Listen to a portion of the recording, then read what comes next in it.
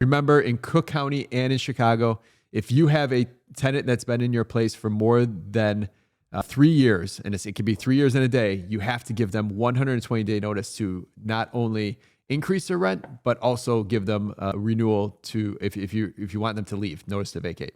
And if they've been there less than 3 years, then you still have to give them 60-day notice. So there's technically in Chicago or Cook County, there's no such thing as a month-to-month lease. It's because you're always going to be at least 60-day notice that you have to be given. So make sure you follow those rules, because if you don't, I believe the consequence follows that if you don't give 120 notice, then they automatically get an additional 120-day notice from the end of their lease that they can continue paying the same amount of rent, and they don't have to vacate if it's a vacate reason. And then I'm not an attorney, but also isn't this, let's say you roll into like the 5th of the month, it goes from like the 30th of the month. Like it's more than 120 days. Super important to point that out. So if you're giving just your 60-day notice on February 1st, and February 1st, then your 60-day notice would end March 31st. But if you give it February 4th, then technically you go all the way till April 30th at that point. So you have to give you round to the end of the month. Yes, it's rounded to the end of the month. So keep that in mind, because that could screw you up too, thinking like, oh, I'll give 6-day notice and give them 2 extra days. That doesn't. You give them actually 28 extra days at that point.